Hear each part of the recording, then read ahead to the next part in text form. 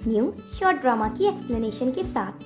तो बिना time pass किए जल्दी से वीडियो स्टार्ट करते हैं। ड्रामा की शुरुआत में हम शाओए को देखते हैं, जो कि अपने बेबी को अपनी स्टेप सिस्टर युनजे को देकर कहती है कि वो उसे बचा ले। युनजे कहती है, तुम्हारा ये बेबी की किस्मत अच्छी है, ये बच जाएगा, पर जो बेबी अभी भी तुम्हारे साथ है वो अनफॉर्चुनेटली तुम्हारे साथ ही मर जाएगा। शाओए पूछती है, तुम ऐसा क्यों कर रही हो मेरे साथ? युनजे कहती है, क्या तुम्हें याद नहीं है 8 मंथ्स पहले तुम एक मैन से मिली थी और उसके साथ पूरी रात बिताई थी। वो मैन मेरा था, पर उस रात तुम उसके साथ रही। तुमने मुझसे मेरा मैन छीन लिया। शाओए 8 मंथ्स पहले जिस मैन से मिली थी उस टाइम वो इतनी ड्रंक थी कि उसे याद ही नहीं कि उसने किस मैन के साथ रात गुजारी। इसलिए वो कहती है, तुम मेरे साथ ऐसा नहीं कर सकती, हम दोनों साथ बड़े हुए हैं। युनजे कहती है, हम साथ बड़े हुए हैं तभी तो तुम ये फैमिली की हेयर बन गई। ये कंपनी के आधे स्टॉक्स तुम्हारे नाम है। तुम्हें पता है मैं तुमसे कितना जेलस होती हूँ। अब मैं तुम जैसी प्योर पर्सन को रुइन कर दूंगी। युनजे उसे किक मारती है और रूम में आग लगाकर चली जाती है। देन वो बेबी को लेकर उस मैन के घर पहुंचती है जो उसका डैड है। वो मैन है फुजाओ। उस टाइम ड्रंक होने की वजह से फुजाओ को भी क्लियरली याद नहीं है कि वो उस रात किस वुमेन के साथ इन्वॉल्व हुआ, पर फुजाओ उस बेबी को एक्सेप्ट कर लेता है।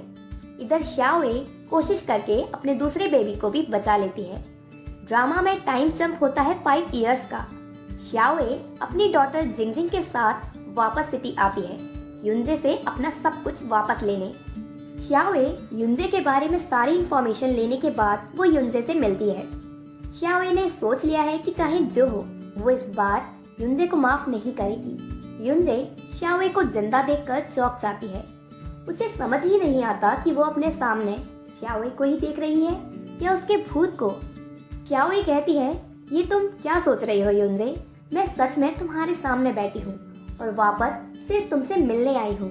युनजे इतना डर जाती है कि वो शाओए को बताती है कि उसने उसके साथ जो भी किया वो सब डैड के कहने पर किया, और ये भी झूठ बोलती है कि जिस बेबी को मैं ले गई थी उसकी डेथ हो गई। शाओए कहती है, ज्यादा प्रिटेंड करने की जरूरत नहीं है, ऑलरेडी 5 साल बीत चुके हैं और तुम्हारे अच्छे दिन भी अब खत्म होने वाले हैं। युनजे बोलती है, तुम अब मेरा कुछ नहीं बिगाड़ सकती क्योंकि तुम्हें पता है अब फुजाओ मेरा बॉयफ्रेंड है। शाओए कहती है, मैं जानना भी नहीं चाहती कि कौन तुम्हारा बॉयफ्रेंड है, मैं अपना सब कुछ तुमसे वापस लेकर ही रहूंगी। युनजे घबरा जाती है कि अब फुजाओ को सच ना पता चल जाए कि वो बेबी उसका और शाओए का है। इधर फुजाओ का सन लिंगलिंग उससे कह रहा है कि अब वो घर पर रहकर स्टडी करना नहीं चाहता, बल्कि वो किंडरगार्टन जाना चाहता है, पर फुजाओ उसकी बात मानने को तैयार नहीं होता। वो उसे घर पर रहकर ही कोर्सेज कंप्लीट करने को कहता है। लिंगलिंग इंसिस्ट करता है। फुजाओ उससे फाइल मांगता है जो कि लिंगलिंग अपने हाथ में पकड़े हुए था। जब वो उस फाइल को देखता है तो उसमें शाओए का न्यू प्रोजेक्ट होता है, जिसको लेकर वो फुजाओ की कंपनी के साथ वर्क करना चाहती है। नेक्स्ट डे शाओए जिंगजिंग के साथ फुजाओ की कंपनी जाती है। जब वो रिसेप्शनिस्ट से बात कर रही थी तभी जिंगजिंग भागकर फुजाओ के पास जाकर उसे पकड़ लेती है। फुजाओ पूछता है, तुम कौन हो? इधर शाओए जिंगजिंग को ढूंढने लगती है। वो उसे मिलती है फुजाओ को पकड़े हुए।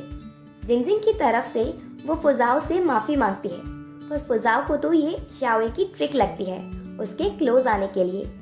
जिंगजिंग तो फुजाओ को डैड कहने लगती है। फुजाओ कहता है, तुम अपनी बेटी का यूज करके मेरे क्लोज आना चाहती हो। इस बात पर गुस्सा होकर वो उसे स्लैप मारने वाली होती है और फिसल कर गिर पड़ती है, पर फुजाओ उसे पकड़ लेता है। जब वो उसे इतने क्लोज से देखती है तो उसे लगता है जैसे उसने उसे पहले कभी देखा हो, पर याद नहीं आता। जिंगजिंग उन्हें साथ देखकर खुश होती है। रिसेप्शनिस्ट आकर उसे बताती है कि शाओए आपसे न्यू प्रोजेक्ट को लेकर मिलने आई है। देन वो शाओए से ऑफिस में मिलता है। पहले तो फुजाओ उससे पूछता है, तुमने कई बार मेरे क्लोज आने की कोशिश की, आखिर तुम्हारा पर्पस क्या है? क्या तुम मुझसे शादी करना चाहती हो? अगर ऐसा है तो शादी के बारे में बिल्कुल भी नहीं सोचना। शाओए कहती है, ऐसा कुछ भी नहीं है, मैं बस आपकी कंपनी के साथ न्यू प्रोजेक्ट स्टार्ट करना चाहती हूँ। फुजाओ कहता है, हम हमेशा प्रोफेशनल्स के साथ वर्क करते हैं, फिर मैं कैसे श्योर हूँ कि तुम्हारे साथ वर्क करना हमारी कंपनी के लिए सही रहेगा?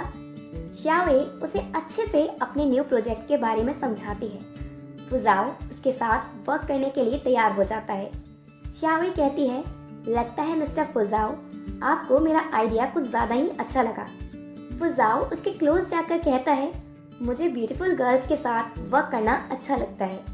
तभी वो उसकी परफ्यूम की स्मेल से सोचने लगता है, ये स्मेल मुझे फैमिलियर क्यों लग रही है, और उसे थोड़ा थोड़ा उस रात के बारे में याद आता है क्योंकि उस दिन शाओए ने यही वाली परफ्यूम यूज की थी। इधर जिंग जिंग और लिंग लिंग पहली बार मिलने पर ही बहुत अच्छे फ्रेंड्स बन जाते हैं। तभी युंगजे कंपनी आती है और लिंग लिंग को उसकी फेवरेट स्मार्ट वॉच गिफ्ट करती है, पर लिंग लिंग वो वॉच जिंग जिंग को दे देता है जो कि युंजे को अच्छा नहीं लगता और वो उससे वॉच छुड़ाने लगती है।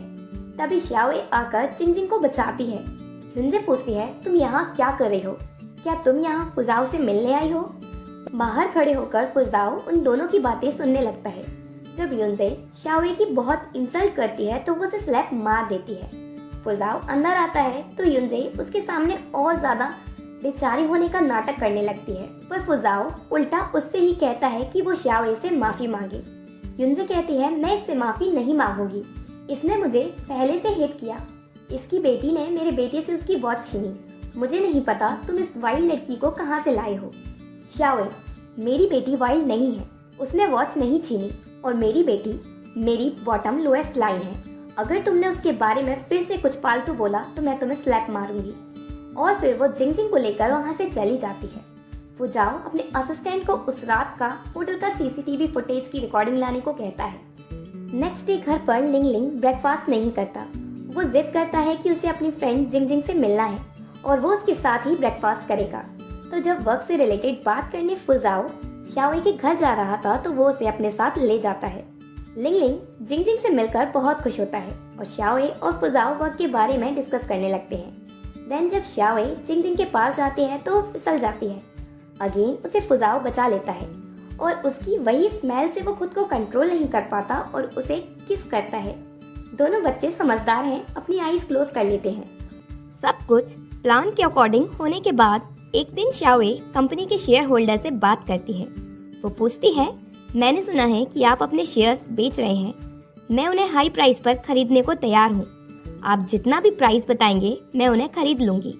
इधर फुजाओ को भी पता होता है कि शाओए अपनी ये कंपनी वापस चाहती है और उसके लिए वो कुछ भी करने को तैयार है।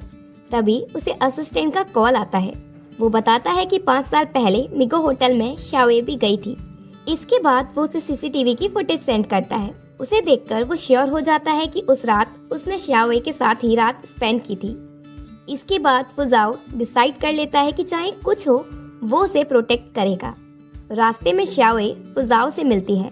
वो पूछती है, तुम ऐसे ही क्यों घूम रहे हो? फुजाओ कहता है, मैं कुछ भी मीनिंगलेस नहीं करता, मैं यहाँ तुमसे कहने आया हूँ कि तुम्हारा करंट बिहेवियर आग के साथ खेल रहा है। तुम्हें पता है तुम ये कंपनी के शेयर्स खरीद रही हो, वो भी हाई प्राइस पर। तभी फुजाओ को युंजे का कॉल आता है पर वो रिसीव नहीं करता। शाओए कहती है, मैं कुछ भी मीनिंगलेस नहीं करती, मुझे अपने ही लोगों ने हर्ट किया है, इसलिए मैं उनसे अपना सब कुछ वापस लेकर रहूंगी। और फिर वो चली जाती है। शेयर्स खरीदने के बाद वो ये कंपनी जाती है और सीधा मीटिंग में घुस जाती है और कहती है, आज हमें मीटिंग का टॉपिक चेंज करना चाहिए। उसके स्टेप डैड उसे देखकर चौंक जाते हैं और पूछते हैं, तुम यहाँ क्यों आई? शाओए बोलती है, मुझे यहीं तो होना चाहिए। डैड कहते हैं, ये बोर्ड ऑफ डायरेक्टर्स की जगह है, ना कि तुम्हारे फालतू का नाटक करने की। शाओए उन्हें बताती है कि अब वो एक कंपनी की लार्जेस्ट शेयर होल्डर है और डैड और युंजे को कंपनी छोड़कर जाने को कहती है। जब चेयरमैन के हटने के लिए वोट होता है तो कुछ लोग तो शाओए के साथ होते हैं पर कुछ उसके डैड के साथ भी होते हैं, जिस वजह से शाओए को लगने लगता है कि अब वो ये कंपनी की चेयरमैन नहीं बन पाएगी। तभी उसकी हेल्प करने कंपनी में फुजाओ आता है। फुजाओ भी कंपनी का शेयर होल्डर है। युंजे को लगता है वो उसके लिए आया है तो वो उसे शाओए की बातें बताने लगती है, पर वो कहता है, मैं यहाँ अपना वोट देने आया हूँ और मैं भी चाहता हूँ कि ओल्ड चेयरमैन कंपनी छोड़ दे। गुस्से में डैड युंजे को लेकर कंपनी से चले जाते हैं, पर वो घर पहुंचकर जल्दी से कंपनी के अकाउंट्स को हैक कर लेते हैं और गलत टैक्स इन्फॉर्मेशन ऐड कर देते हैं। रात को जब शाओए कंपनी के अकाउंट्स चेक करती है तो उसे पता चलता है कंपनी की फाइनेंशियल सिचुएशन लास्ट 2 ईयर से नेगेटिव चल रही है। वो इस बात को फुजाओ को बताती है। उसे ये भी पता चल जाता है कि कंपनी के अकाउंट्स किसी ने हैक कर लिए हैं। फुजाओ कहता है तुम हैकर की जल्दी से रिपोर्ट कर दो, उसे भागने नहीं दो। शाओए उसकी रिपोर्ट कर देती है। जब इसका पता डैड को चलता है तो वो घर छोड़कर भागने लगते हैं, पर वो पुलिस से बचकर भाग नहीं पाते और टैक्स ना भरने की वजह से उन्हें अरेस्ट कर लिया जाता है। डैड के अरेस्ट होने की वजह से युनजे को शाओए पर बड़ा गुस्सा आता है और इसी वजह से वो किसी को शाओए को मारने को कहती है। शाओए फुजाओ को थैंक्स कहती है चेयरमैन बनने में उसकी हेल्प करने के लिए। शाओए खुश होती है कि फाइनली 5 साल बाद उसे ये कंपनी वापस मिल गई। जब फुजाओ उसके घर से वापस जाता है तभी उसके घर पर उसे मारने कोई घुस आता है और वो शाओए को मारने की कोशिश करता है। शाओए उससे बचकर जल्दी से जिंगजिंग को रूम में लॉक कर देती है। डरी हुई जिंगजिंग जल्दी से फुजाओ को कॉल करती है और मॉम को बचाने को कहती है। फुजाओ जल्दी से घर पहुंचता है जिससे उसे देखकर वो किलर भाग जाता है, पर उसके पास से युनजे की फोटो गिर जाती है जिससे उन्हें पता चल जाता है कि युनजे ने ही उसे शाओए को मारने भेजा था। नेक्स्ट डे युनजे फुजाओ के घर जाती है और उससे कहती है अब तो न ही मेरे पास जॉब है और न ही फैमिली। मेरे डैड को पुलिस ने अरेस्ट कर लिया, अब बस मैं तुम पर ही डिपेंड हूँ। फुजाओ उससे पूछता है क्या कल रात तुमने ही शाओए को मारने किसी को भेजा था? युनजे बोलती है नहीं, बिल्कुल नहीं, मुझे तो ये भी नहीं पता कि शाओए का घर कहाँ है। फुजाओ कहता है ज्यादा नाटक करने की जरूरत नहीं है, मुझे सब पता चल चुका है, और वो उसे घर से निकाल देता है। युनजे देखती है अब फुजाओ ने शाओए और उसकी डॉटर को साथ घर रहने बुला लिया है। ये देखकर वो बहुत जेलस होती है। फुजाओ को ऑलरेडी पता चल चुका है कि जिंगजिंग उसकी बेटी है। देन वो सभी साथ में ब्रेकफास्ट करते हैं। लिंगलिंग जिंगजिंग को अपने घर देखकर बहुत खुश होता है। अब उसे मॉम और सिस्टर मिल गई। खाते खाते शाओए के मुंह पर ब्रेड लग जाती है। फुजाओ उसे हटाने का इशारा करता है पर उसे समझ नहीं आता, तो वो अपने लिप्स से खाने लगता है। शाओए चौंक जाती है। लिंगलिंग अपनी और जिंगजिंग की आईज क्लोज कर लेता है।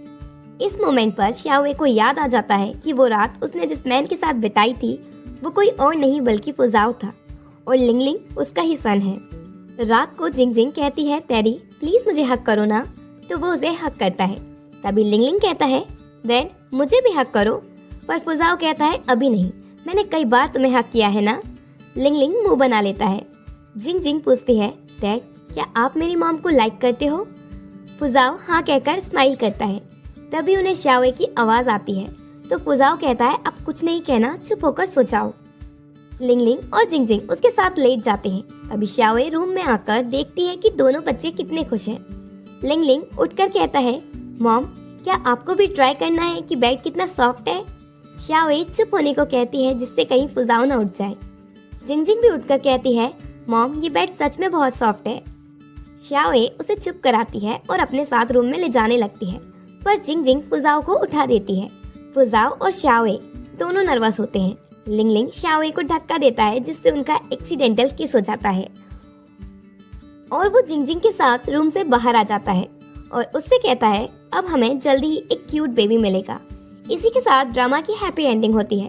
आई होप आप सभी को ड्रामा की एक्सप्लेनेशन पसंद आई होगी।